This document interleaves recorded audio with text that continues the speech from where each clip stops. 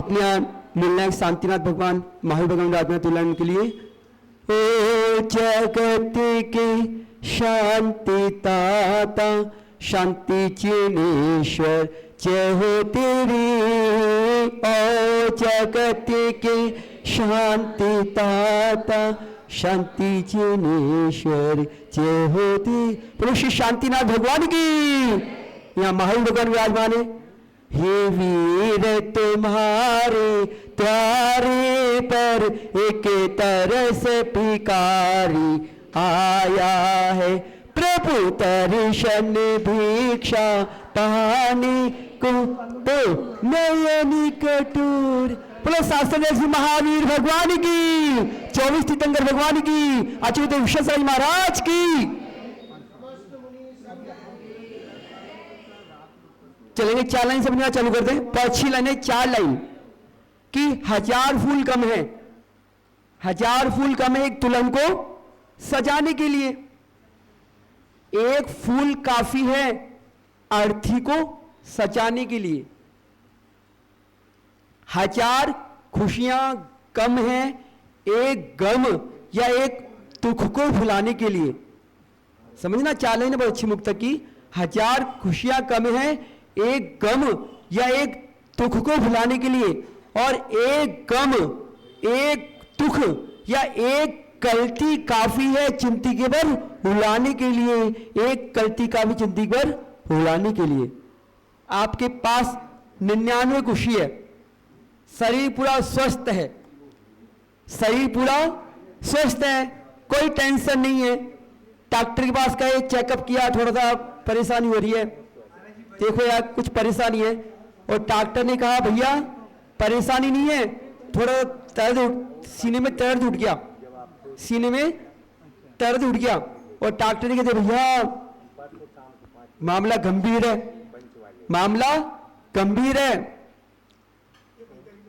Operation होगा, attack की नौबत है, हार्ट की बीमारी, ये केस पड़ सकता है। क्या होगा आपका?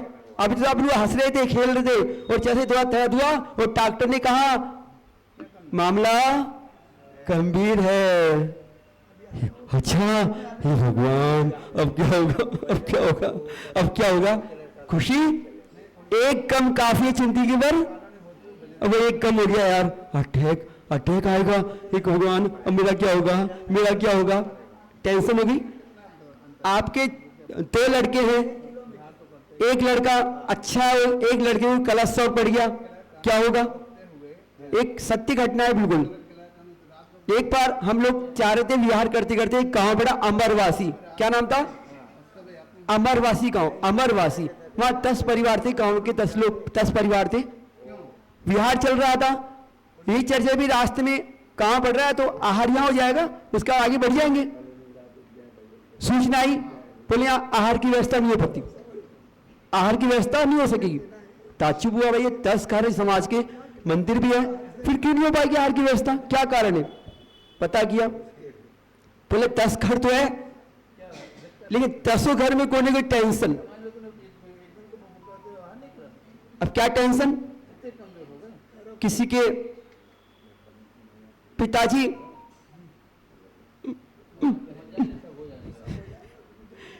किसी की माताजी,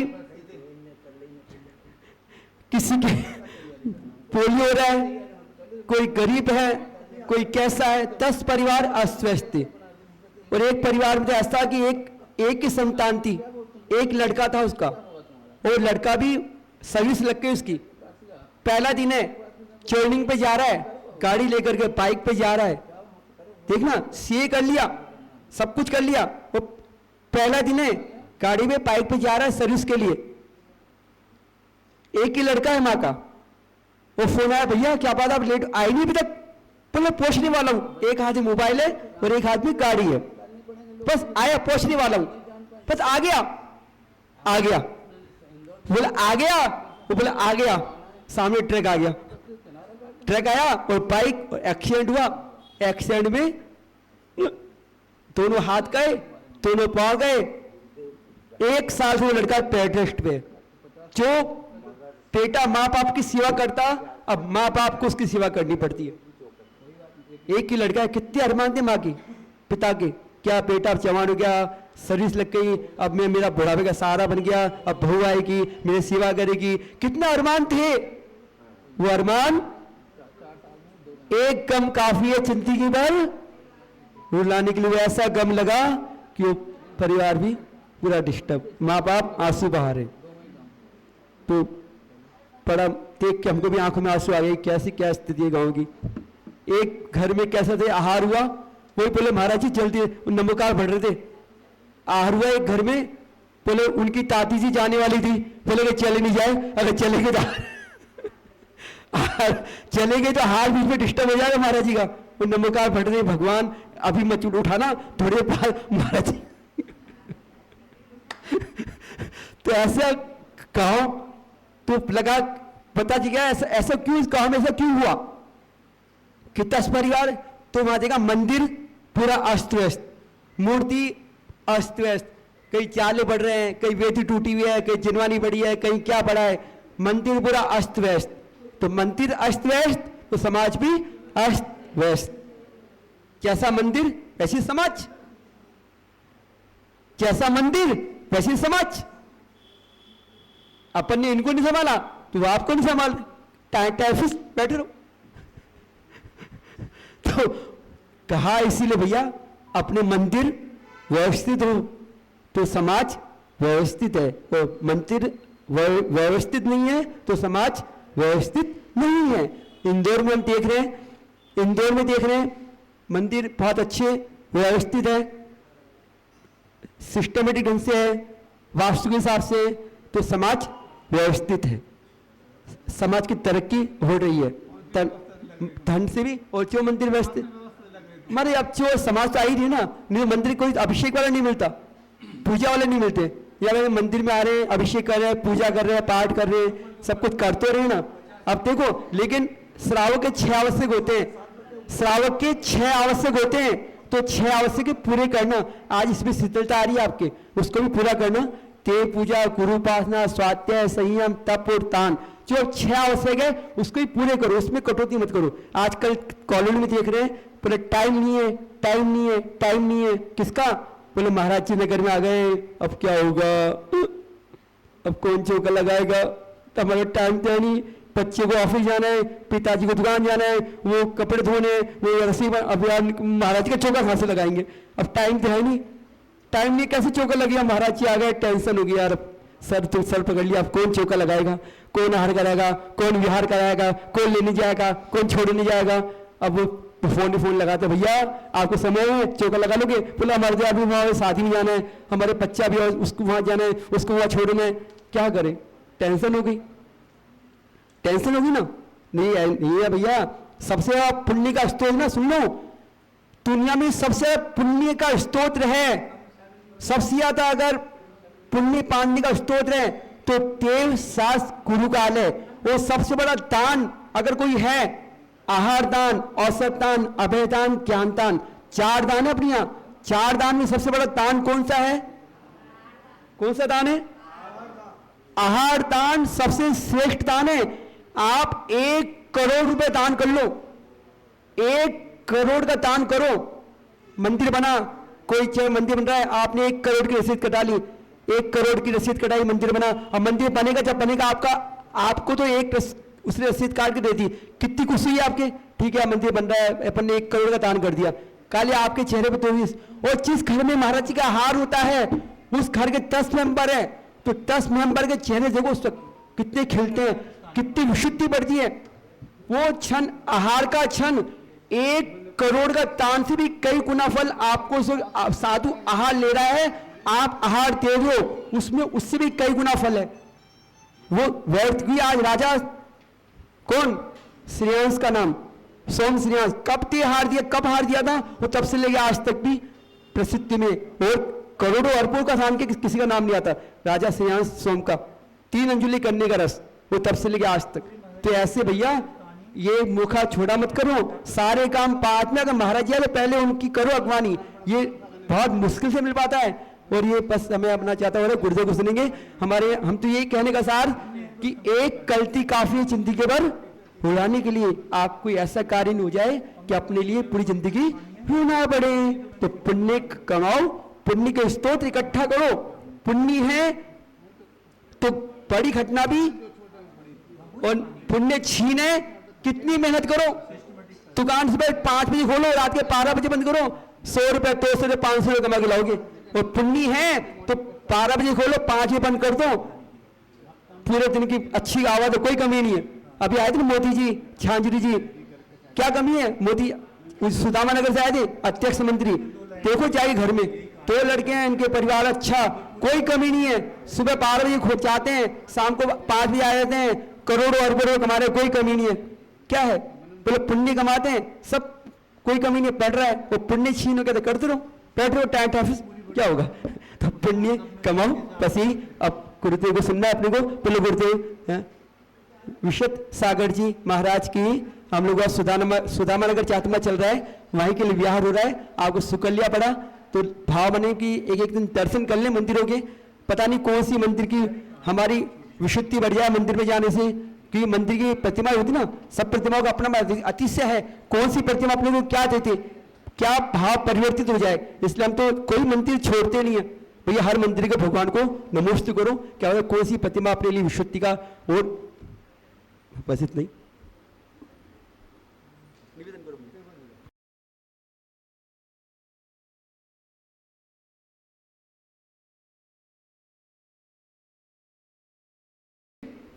क्या बोलते हैं, कोई नहीं, आपको रोग लगा हुआ है, रोग के निवारण के लिए शिविर और भक्तामर आराधना, योगा और आशीष 2 शिविर दोपहरी में है।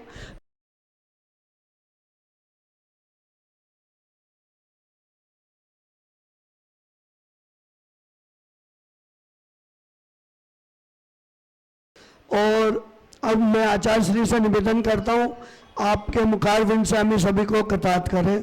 पूज्य आचार्य श्री।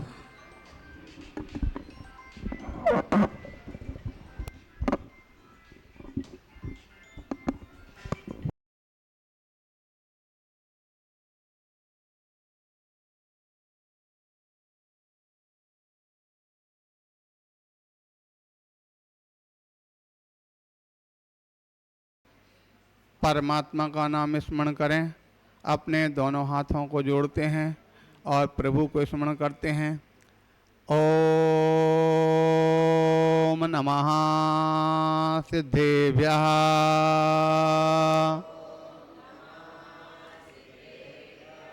ओम नमः सिद्धेभ्यः, ओम नमः सिद्धेभ्यः। आदिम तीर्थंकरे प्रभो, आदिनाथ जिननाथ, चरण कमल में आपके झुका रहे हम माथ, झुका रहे हम माथ। नमन चरण में करे रहे गुरुवर के कर जोर, कदम कदम बढ़ता चलूं मोक्ष महल की ओर, मोक्ष महल की ओर। बोले अनंतानंत परम सिद्ध भगवान की, ऋषभादि 24 तीर्थंकर भगवान की, 1008 श्री महावीर भगवान की, आचार्य गुरुदेव विराग सागर जी महाराज की, पट्टाचार्य श्री विशुद्ध सागर जी महाराज की, अहिंसामयी विश्व धर्म की।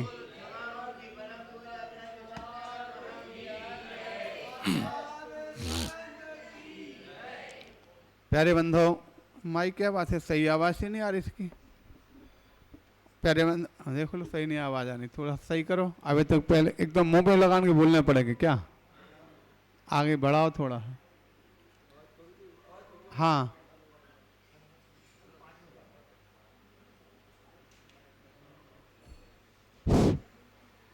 ओम।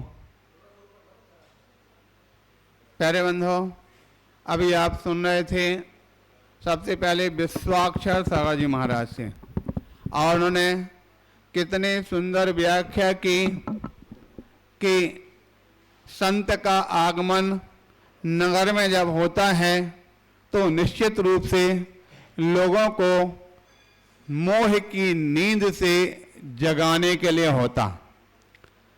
संसार के जो जीव हैं वो सब मोह की नींद में सो रहे हैं और भोगों में इतने लीन हो गए हैं कि अपने स्वयं के अलावा उनको कुछ भी धर्म कर्म नजर आता नहीं है। लेकिन ध्यान रखना, व्यक्ति के जीवन में सबसे बड़ी अगर उपलब्धि है तो जीवन और जन्म तो पशु भी प्राप्त करते। आप देखते हैं जानवर पक्षी के गर्भ में जब अंडे आते हैं तो अपने घोंसला बनाना प्रारंभ कर देते हैं। अंडे होते हैं, बच्चे होते हैं, उनको कहीं से दाना ला करके चुगाते हैं और उनको खिला पिला करके बड़ा कर लेते हैं, अपने बराबर बना लेते हैं, अपने जैसा बना लेते हैं। और बड़ा होने के पश्चात बच्चे कहीं चले जाते हैं, वो वहां पर रह जाते हैं। आप लोग भी बताओ, इससे ज्यादा कुछ और करते हैं क्या? भाई एक घोंसला बना लिया, और घोंसला बनाते हैं घास फूस का, क्योंकि उनके पास हाथ पैर नहीं है। आपने घोंसला बनाया मिट्टी पत्थर का। घोंसला बनाने के पश्चात बच्चे अगर होते हैं उनको खिला पिला करके बड़ा कर देते हैं। अब बड़ा होने के पश्चात वो भी अपने अपने स्थान पर अलग अलग चले जाते हैं और अंत में आप बचते हैं। अब क्या होगा? पहले के समय में जो जीवन चलता है, शुरुआत में जब जीवन के दिन होते हैं, उस समय के जीवन के दिन उम्मीदों के होते हैं। हमको ये करना है, हमको ये करना है, हमको ये करना है। छोटे से बच्चे पहले पढ़ते लिखते हैं, पढ़ लिख करके योग्य बनते हैं। पढ़ करके पहले एक एक साल, एक एक व्यक्ति का दिन है बच्चों का उम्मीद भरा होता है। आज कुछ पढ़ा, कल दूसरे दिन पढ़ता है और एग्जाम होगा, मैं अच्छे से अच्छे डिग्री में पास होऊंगा। एग्जाम देता है, परीक्षा का रिजल्ट आता है, लेकिन रिजल्ट आने के पश्चात जो उम्मीद बनाते हैं उतनी उम्मीद में खरा नहीं उतरता है। आगे आगे साल पर साल निकलती चली जाती है और सारी सालें पूरी हो जाती हैं। अब डिग्री प्राप्त कर ले को बहुत डिग्री प्राप्त करने वाले भी कितने होते? डिग्री अच्छे से बढ़िया डिग्री प्राप्त करने वाले भी 10-20% ही होंगे इनको अच्छी डिग्रियां मिलेंगी। शेष तो यूं ही चले गए। जब यूं ही चले गए उनकी तो गिनती ही नहीं, वो तो अपना कहीं ना कहीं कचरा खाने में जाकर के अपना कुछ ना कुछ करेंगे। जिंदगी पेट भरना है तो कुछ ना कुछ करना पड़ेगा। उसमें जिनकी डिग्रियां प्राप्त हो गई हैं, अब वो आगे उम्मीद बना करके चलते हैं हमको कोई बढ़िया जॉब मिल जाए, बढ़िया सर्विस मिल जाए। जॉब और सर्विस के लिए उम्मीद बना करके चलते हैं, सर्विस भी मिल जाती है, नौकरी भी मिल जाती है। अब नौकरी मिलने के बाद फिर और आगे की उम्मीद बढ़ जाती है। काहे की? नौकरी के बाद कहे की उम्मीद बढ़ गई है। नौकरी तो मिल गई, अब छोकरी की भी जरूरत पड़ जाती है, उसकी भी उम्मीद बजा करते हैं और छोकरी भी कदाचित मिल जाती है। मिलने के पश्चात फिर आगे फिर उम्मीद जगाते हैं। अब कहे की उम्मीद चाहिए, अब बच्चे की उम्मीद जगाते हैं। अब बच्चे भी उत्पन्न हो जाते हैं। बच्चों की उम्मीद पूर्ण होने के पश्चात अब आगे बच्चों की फिर उम्मीद जगाते हैं। हमारी तो हो गई, अब बच्चों की पढ़ाई हो जावे। बच्चों की पढ़ाई पूरी करने के बाद बच्चों की नौकरी की होती है, बच्चों के लिए छोकरी की जरूरत पड़ती है। यही उम्मीदें प्राप्त करते करते सब कुछ होने के बाद फिर क्या होता है? अब जब हाथ पैर चलना बंद हो जाता है, इंद्रियां शिथिल होने लगती हैं, अब क्या करना? अब आगे की उम्मीद बनाओ। अब किसकी उम्मीद चाहिए? अब किसकी उम्मीद? अब उम्मीद नहीं, अब तक तो उम्मीदें पर जिंदगी चलती थी, अब जिंदगी के जो दिन हैं, अभी तक तो जी रहे थे, अब दिनों को काटना पड़ रहा। बुढ़ापे के जो दिन होते हैं, वृद्ध अवस्था के जो दिन होते हैं, वो व्यक्ति के द्वारा फिर जिए नहीं, काटे जाते हैं। कैसे भी आज का दिन कट गया, कल का आ जाए, कल का कट गया, परसों का आ जाए, अगला दिन कट गया, अगला दिन आ जाए। क्यों? क्योंकि इस जीवन में एक चढ़ती उम्र तक तो फिर भी ठीक है, जैसी उम्र ढलती है तो अनेक अनेक प्रकार की बीमारियां आकर के घर कर लेती हैं, और अनेक प्रकार की बीमारियों का घर ये शरीर बन जाता है, या बीमारियों का घर बन जाता है। तो आए दिन कहते हो डॉक्टरों के चक्कर होते हैं, और डॉक्टर कोई चक्कर नहीं तो घर पर बैठ करके कई बार लोग बताते हैं कितने। एक दिन कोई हमारे महाराज ने इशारा किया एक दादाजी के लिए, बोले दादाजी ऐसा करो, अब तो आपकी उम्र काफी हो गई, सिर के बाल चले गए हैं, अब संग में रहो, दीक्षा धारण करो। बोले महाराज क्या करेंगे, संग में रह करके क्या करें, दीक्षा रख लेकर के दिन में 18 गोलियां खाने पड़ती हैं, रोज की 18 गोलियां खाकर के जी रहे हैं। बोलो अब आप बताओ, आपसे पूछ रहे हैं क्या जी रहे हैं कि काट रहे हैं? जिंदगी के दिन आगे चल करके काटना पड़ते हैं। जिंदगी के दिनों को कैसे काटना है, शायद एक किसी एक व्यक्ति की नहीं, एक परिवार की नहीं, एक जन जन और प्रत्येक व्यक्तियों की इस प्रकार की स्थितियां हुआ करती हैं कि पहले उम्मीदों भरा जीवन होता है, और बाद में फिर अंत में निराशा के अलावा और कुछ भी प्राप्त नहीं होता है, और निराशा भरे जीवन में। लेकिन ध्यान रखना, जिसने धर्म का आलंबन ले लिया, जिसने संत और भगवंत का आलंबन ले लिया, वो अपने उम्मीदों भरे जीवन को पहले उम्मीद में जीता है, और जब संतों का आलंबन ले लेता है, धर्म का आलंबन लेता है, और धर्म का आलंबन लेने वाला वो भी आगे चल करके अपनी उम्मीद, अभी तुम्हारी राग की और भोग की उम्मीदों की चल रही थी, अब आगे उम्मीद बढ़ती किसकी? अब परमार्थों की उम्मीद पर चलता है, परमार्थों की उम्मीदों पर जीता है। मैं संयम को धारण करूंगा, और संयम के सहित इस शरीर को छूटना तो है ही, अंत तो जिंदगी का होना ही है। अब हम सड़ के नहीं, कुड़ करके नहीं, हम अपने शरीर को, अभी तक शरीर को हमारे लिए जीवाता था, अब हम शरीर को चलाएंगे। संत शरीर को चलाते हैं, और दुनिया वालों का शरीर लोग जीवों को, कितना बड़ा अंतर है। जब तक हमारा जीवन चलेगा, जब तक हमारी शक्ति होगी, जब तक हमारे तन में ताकत होगी, तब तक हम इस तन का सही प्रयोग करेंगे। जिस दिन हमारा तन किसी प्रकार से असमर्थ हो जाएगा, हम उसको तन को यहीं पर बस। अंतर क्या है? दोनों का अंत तो दोनों ही का होता है। एक भोगी का अंत होता है, एक योगी का अंत होता है। भोगी के अंत को मरण कहा जाता है, और योगी के अंत को समाधि कहा जाता है।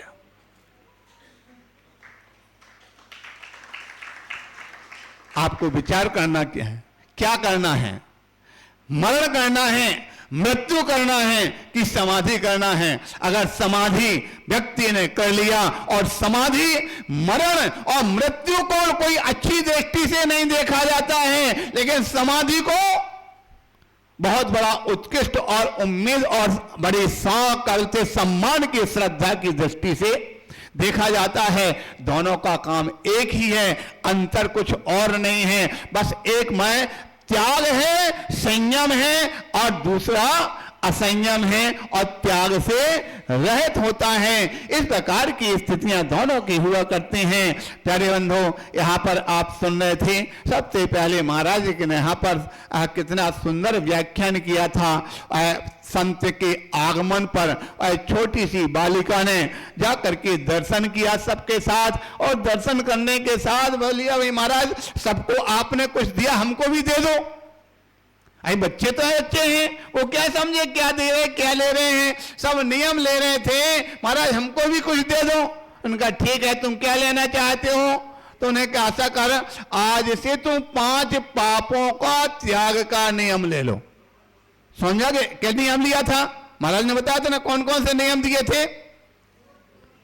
हिंसा, झूठ, चोरी, कुशील और परिग्रह, ये 5 पाप नहीं करेंगे।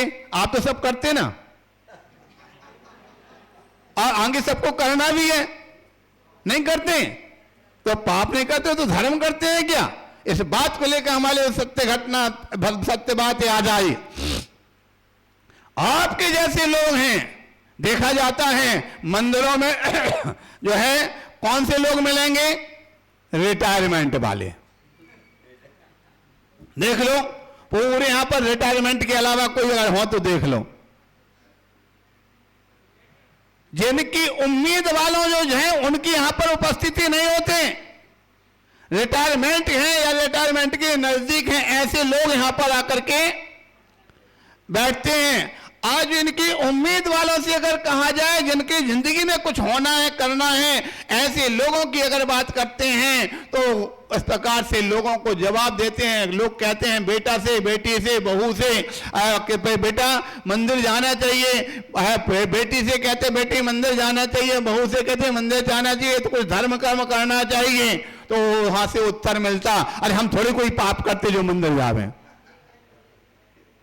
जो पाप करते हो मंदिर जावे। क्या बोलते? क्या बोलते? हम थोड़ी कोई पाप करते जो मंदिर, जो पाप करते हो मंदिर जावे। समझ आ गया?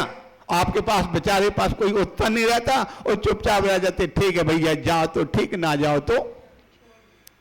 अरे बहुत अच्छा उत्तर है आपके लिए, आज अब याद कर लो। इतना बढ़िया उत्तर आप उनको जवाब देने के लिए हम आज आपको बता दे रहे हैं। तुम कहते हैं पाप नहीं करते हो तो फिर पुण्य कौन सा करते हो भाई? पुण्य भी नहीं करते हो, नहीं करते ना, क्योंकि पुण्य धर्म स्थल के अलावा कहीं होता है नहीं है। अब हम आपसे बात करते हैं, कहते पाप नहीं करते हो, फिर क्या करते हो? आपको मालूम भी है पाप कौन से होते हैं, कितने होते हैं, किस प्रकार से होते हैं? पाप नहीं करते हैं तो आपसे हमको बताएं, ध्यान रखना, दूसरों ये मंदिर मस्जिद धर्म स्थल बनते जो हैं ये किसके लिए होते हैं? क्या पापियों के लिए होते हैं कि धर्मात्माओं के लिए होते हैं?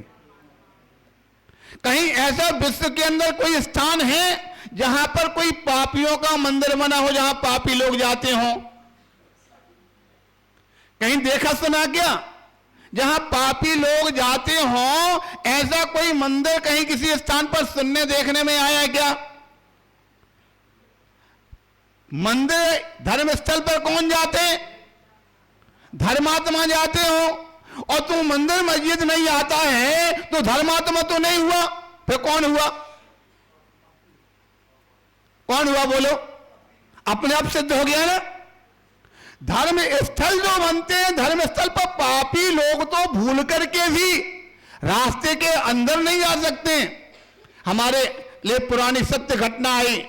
हमारे महाराज विभूर सागर जी के बड़े भाई थे, अभी यहां पर रहते हैं हरिश्चंद्र जी, और नगर में एक ठाकुर था जो अनेक बार तो डकैत बना, आज सभी प्रकार के शराब मांस मदिरा सबका सेवन करता था। एक बार मंदिर के बाहर से निकल करके जा रहे थे तो हरिश्चंद्र जी ने कहा, बोले भाई साहब आप यहीं रुकना, हम मंदिर का दर्शन करने के लिए। आपने से उनसे सीधे बोल दिया, ऐसा करो चलो अपन मंदिर के दर्शन करके और फिर चलते हैं घर की ओर। तो ठाकुर जो था वो बाहर ही खड़ा रह गया और अपने आप उसने स्वयं बोल दिया, भैया मैं उस स्थान पर जाने के लायक नहीं हूं, क्योंकि वो कह रहा मैं सब कुछ काम करता हूं, शराब पीता हूं, मांस मदिरा का, मैं धर्म के स्थल पर जाने का अधिकारी, वहां पर जाने के काबिल नहीं हूं। वो बाहर बैठा रहा। जैन साहब ने दर्शन किया, दर्शन करके अपना करके आगे बढ़ जाते। बिल्कुल सत्य घटना है। तो जो पापी जीव होते हैं उनका तो अंदर घुसने का कभी भाव ही उत्पन्न नहीं होता। अगर मंदिर आने का भाव नहीं हो रहा, अब आपसे पूछ रहे हैं, पूछो कौन होगा? वो पुण्यात्मा होगा, धर्मात्मा होगा कि पापात्मा होगा? समझ आ गया कि नहीं आ गया? तो बात यहां पर चल रही थी, है एक बालिका, हमको लगता बड़ी भव्य होगी शायद, वो हो सकता है पूर्व पुण्य का उदय उसका आया होगा, क्योंकि ये बात ध्यान रखना, जिसके लिए धर्म का भाव बने वो अपने आप में पूर्व के पुण्य के फल से ही भाव धर्म का बन सकता है। जिसका धर्म का धर्म स्थल पर जाने का भाव न बने, उसका निश्चित रूप से पूर्व के पाप कर्मों का आज उदय चल रहा है, और आज जो पाप कर्म जो करेगा भविष्य में, और पाप कर्म के उदय से वह दुर्गति को ही प्राप्त करेगा, या तो नरकों में जाएगा या पशु बनकर के दुनिया में मुंह मारेगा। समझ में आ रहा कि नहीं आ रहा? बहुत बड़ी शर्म की स्थितियां हो रही आजकल लोगों के बीच में। अभी महाराज ने बात कर रहे थे, कहीं किसी स्थान पर संत जाने की बात करते हैं, महाराज वहां से निकल करके आगे मंदिरों का दर्शन करने के लिए जाते हैं। दर्शन करने के लिए आगे आकर के कहां पर रुकेंगे? कहीं ना कहीं तो रुकना होगा। कहीं किसी स्थान पर साधु संतों को रुकने की बात आती है, भाई वहां पर महाराज वहां पर रात में रुकेंगे, अगले स्थान पर आहार करेंगे। अब आहार और रात रुकने की बात आती है तो बहुत बड़ी विडंबना खड़ी हो जाती है, लोगों के लिए सरदर्द उत्पन्न हो जाता है।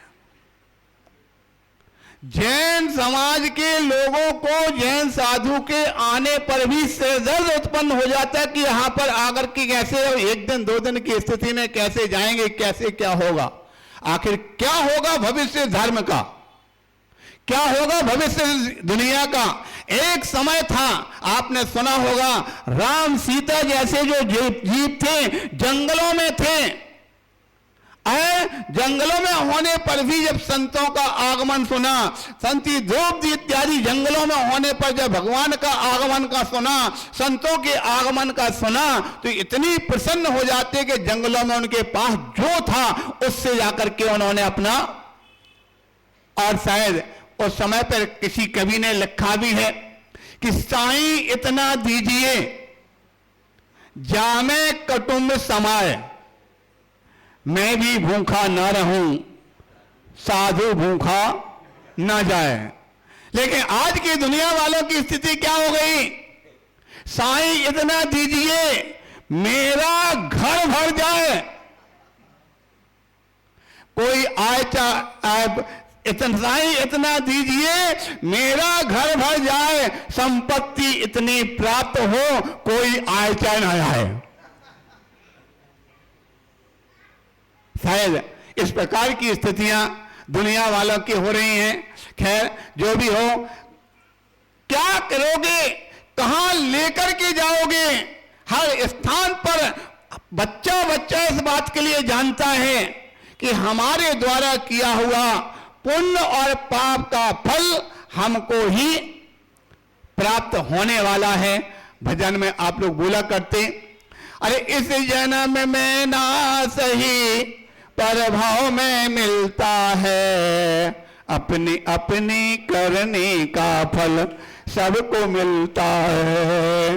अरे एक भाई वह है जो मंत्री बनता है, एक भाई वह जो चौकीदार बनता है। भाई दोनों एक ही माता से उपजता है, अपने अपने करने का फल सबको मिलता है। एक पत्थर वह है जो सड़कों पर बिछता है, एक पत्थर वह है जिसकी मूरत बनती है। पत्थर दोनों एक ही पर्वत से निकलता है, अपनी अपनी करने का फल सबको मिलता है।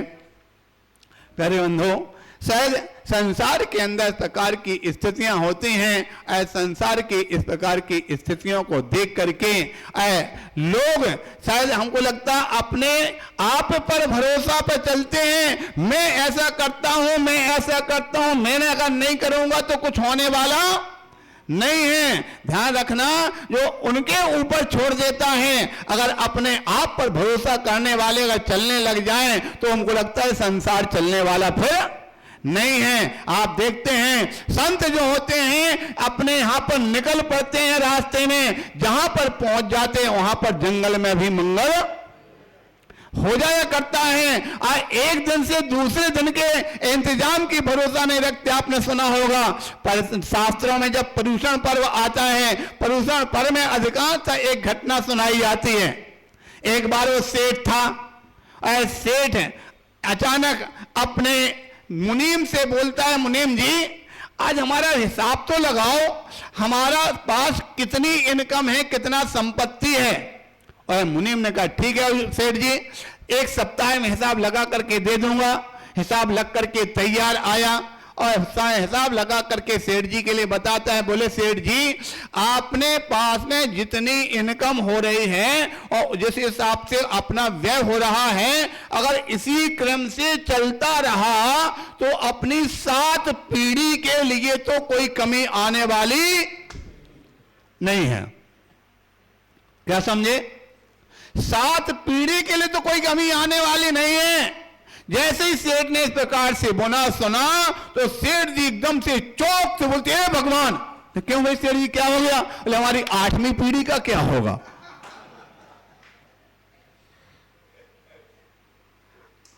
बड़ी शर्म की बात है।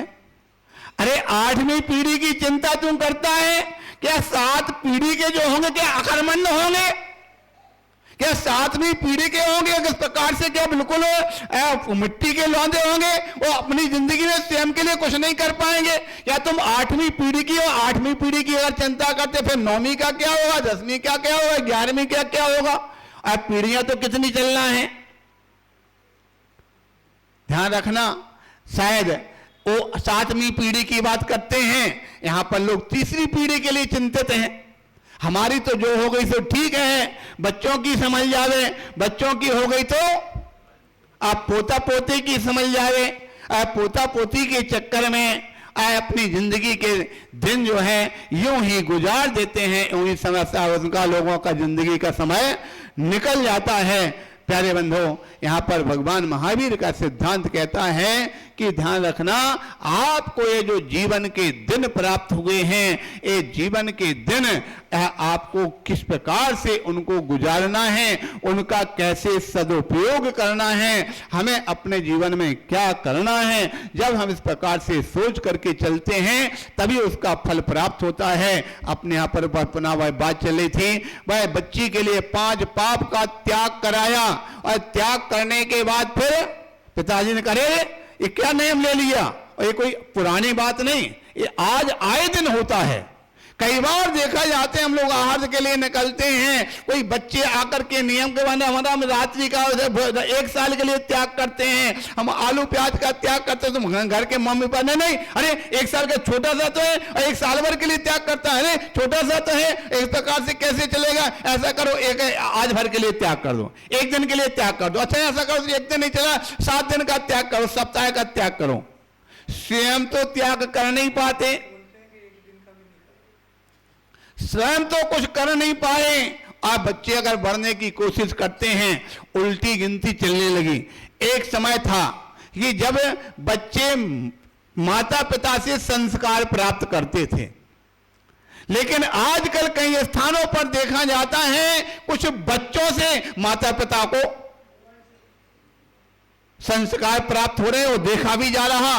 एक नहीं, हमको लगता अनेकों ऐसे हुए हैं। आपको सुना होगा कितने साधु संत हैं। आचार्य विद्यासागर जी महाराज सबसे पहले उन्होंने स्वयं दीक्षा ली थी, और उनकी दीक्षा लेने के बाद उनकी मां और पिताजी ने आकर के, उनके बाद उनके भाइयों ने, उनकी बहनों ने, ऐसे हमारे गुरुदेव बराक साहब जी महाराज पहले उन्होंने दीक्षा ली, उसके बाद उनकी मां ने दीक्षा ली, उनके पिता ने दीक्षा ली, उनके भाई ने दीक्षा ली। ऐसे सैकड़ों ऐसे साधु लोग हैं। अपने हमारे भी मिले थे महाराज प्रमुख सागर जी, शिखर जी ने, पहले उन्होंने दीक्षा लिया। पहले जब बेटा दीक्षा के लेने को जाता है तो पकड़ते हैं, खींचते हैं, रोकते हैं, और जब आगे बढ़ जाता है फिर उन्हीं के पीछे लग जाते हैं। अंत में सत्य का ज्ञान जब होता है, सत्य का भान जब होता है, तो सोचते यार वास्तव में हमने बहुत बड़ी गलती कर दी, पहले तो रोक रहे थे तो अंत में फोनी के ही अनुगामी 2500-50 ऐसे लोग हैं कि पहले बेटा अगर बढ़ गया तो आगे चलकर उनके माता पिता भी उनके साथ और संस्कार को प्राप्त, कहने का तात्पर्य माता पिता जो करते थे बच्चों को संस्कार उनसे मिलते थे, लेकिन आज के जमाने में कुछ उल्टा सा भी होने लगा है। स्वयं तो संस्कार को प्राप्त नहीं होते, अगर संस्कार की ओर बच्चे बढ़ते हैं तो उनकी ओर भी उनको रोकने का काम करते हैं। अभी आपके दूसरी हमारे महाराज ने कहा था, वास्तविकता में हकीकत में सबसे बड़ा अगर पुण्य है तो दान कितने होते, कौन कौन से? सबसे पहले किसका नंबर आया? ठीक है कि नहीं?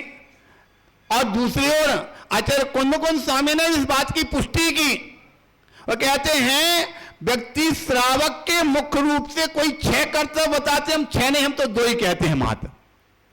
आपने 6 कर्तव्य सुने ना, कौन कौन से? देव पूजा, गुरुपाति, स्वाध्याय, संयम, तप और दान।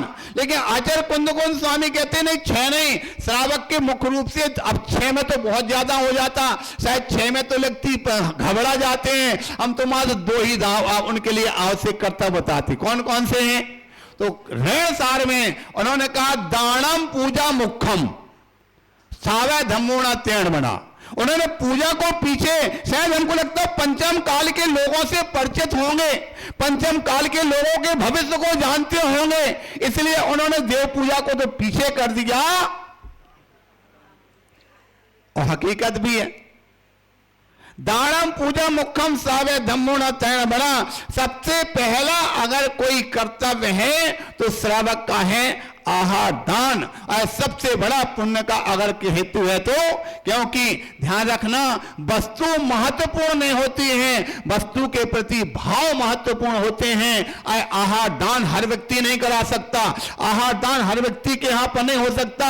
जिसका बहुत तीव्र पुण्य का उदय होगा उसके यहां पर भी आहार दान के लिए तत्पर हो सकता है। बाकी आप मंदिर के निर्माण की बात करो, कोई 5 लाख देगा तो 5 रुपया तो कोई ना कोई दे देगा, कोई भी व्यक्ति बाकी नहीं रहेगा।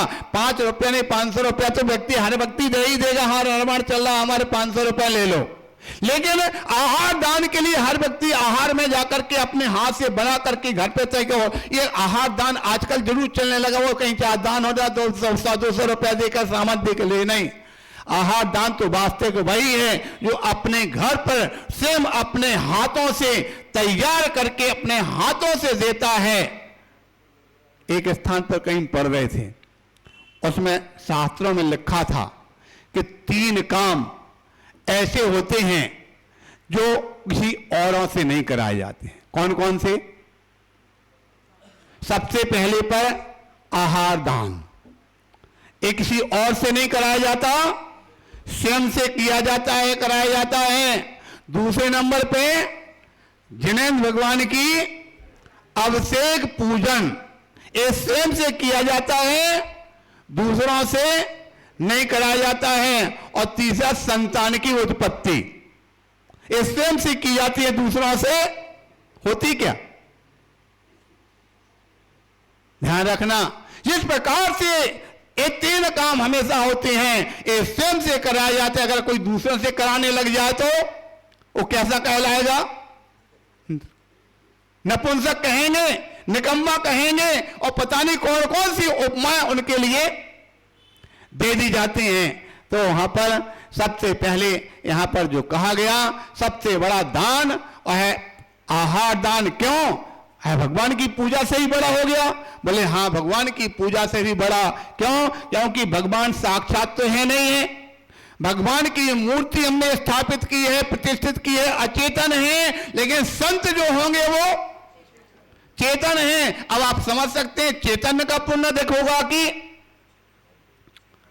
अचेतन का पुण्य देखोगा। इससे सिद्ध है सबसे बड़ा दान अगस्त्य से आचार्य कुंदकुंज स्वामी की दृष्टि में तो यह हुआ करता है। कहीं भी इस प्रकार की अगर स्थिति बने तो उस काम के लिए श्रावक को अपना तुम सारे काम छोड़ देना, सारा अपना सब खाना पीना अगर हमारे छूट जाए जो छोड़ देना, लेकिन एक काम का अवसर जब कभी आवे तो उसके लिए हमेशा तत्पर रहना, हमेशा आगे रहना। तो आपका ये वास्तविकता में मानव जीवन आपका धन्य माना जाएगा, पुण्य माना जाएगा। इस प्रकार से आपका भविष्य इसके माध्यम से ही उज्जवल होगा, इस प्रकार से जानना चाहिए। बोले 1008 श्री आदिनाथ भगवान की जय।